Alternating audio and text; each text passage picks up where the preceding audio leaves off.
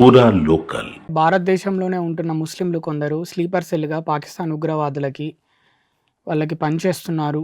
ముఖ్యంగా ఇప్పుడు రీసెంట్గా చూసుకుంటే హైదరాబాద్లో సమీర్, అక్కడ విజయనగరం విజయవాడ దగ్గర నుంచి సిరాజ్ అనే ఇద్దరు వ్యక్తులు ఇక్కడ బాంబు బ్లాస్ట్లకి ట్రయల్ బాంబ్ బ్లాస్ట్లకి అంటే ప్లాన్ చేశారు. వాళ్ళను ఇంకా ముందుగానే పట్టుకున్నారు పోలీసులు గుర్తించి. మరి వాళ్ళపైన మీ అభిప్రాయం ఏంటి? భారతదేశంలో ఉంటున్న ముస్లిమ్స్ కొంతమంది పాకిస్తాన్ కోసం పనిచేస్తున్నారు. దీంట్లో వాస్తవాలు కూడా చాలా ఉంటాయి. చాలా మంది తన బ్రతుకు తెరువు కోసము ఎలాగైతే ఫారిన్ కంట్రీస్కి వెళ్ళి డబ్బులు సంపాదిస్తారో, కొంతమంది మన భారతదేశంలోనే ఉంటూ మన భారతదేశానికి ద్రోహం చేస్తున్నారు. దానిలో ముస్లింలు మాత్రమే ఉన్నారు అనే ప్రత్యేకంగా కాకుండా దానిలో అన్ని మత వర్గాల వాళ్ళు కూడా కలిసి ఉన్నారు. ఇది వాస్తవం. కాకపోతే ఇక్కడ మన భారతదేశంలో నేను ప్రతిసారి చెప్తూనే ఉన్నాను, ఈ యొక్క సందర్భంలో కూడా ఎన్నోసార్లు చెప్పాను, ప్రతి దానికి మనము హిందూ ముస్లిం అని మాత్రమే అందుకోసం చూస్తున్నాము. అందరికీ మనం భారతీయులముగా చూసుకోవచ్చు కదా.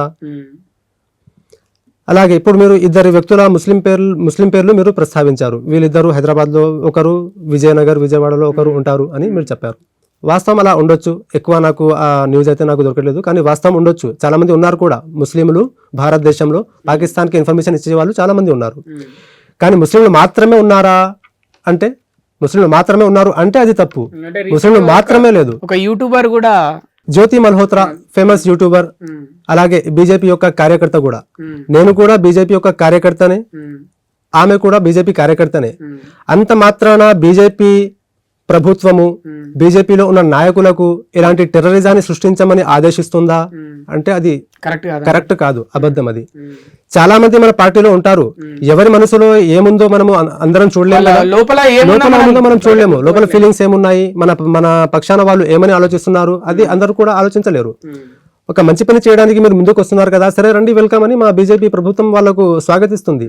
కానీ ఆ యొక్క బీజేపీ పార్టీ పేరుని వాడుకొని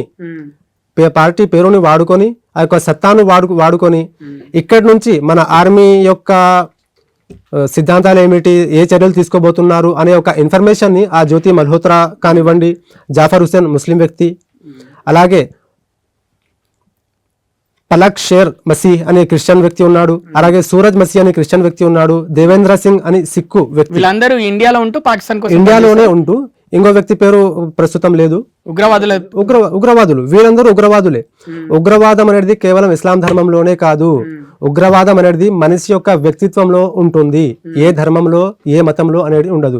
హిందువైనా కావచ్చు, ఎవరైనా ఉండొచ్చు. మనిషి యొక్క ఉగ్రవాది, ఖచ్చితంగా ఉగ్రవాదే. వాళ్ళకు ఉరి శిక్ష వేయాలి, లేదంటే డైరెక్ట్ గా ఎన్కౌంటర్ చేసేయాలి. కానీ వాళ్ళకు మళ్ళీ పెట్టుకొని మనము జైల్లో వాళ్ళకు పోషిస్తూ 3 పూటల భోజనాలు పెట్టేసి వాళ్ళకు మేపితే అది మన భారతదేశానికి చీడపురుగుల్లా వాళ్ళు పనిచేస్తారు. అంటే జైల్లో ఉండుకుంటూ కూడా మళ్ళీ జైల్లో ఉండుకుంటూ ఆ సమాచారం ఇస్తున్నారా లేదా అనేది మనకు తెలియదు. కానీ ఇప్పటి వరకు బయట ఉన్నారు, యూట్యూబర్ గా అటు ఇటు ట్రావెలింగ్ చేస్తూ వెళ్తూ అక్కడ ఏం జరుగుతుందో ఇక్కడ ఇన్ఫర్మేషన్ ఇవ్వలేదు. మన భారతదేశంలో ఉంటూ ఇక్కడి ఇన్ఫర్మేషన్ వాళ్ళకు ఇచ్చారు. అలాగే అక్కడ వాళ్ళతో ఫిజికల్ రిలేషన్స్ కూడా మెయింటైన్ చేశారు ఈ యూట్యూబర్లు.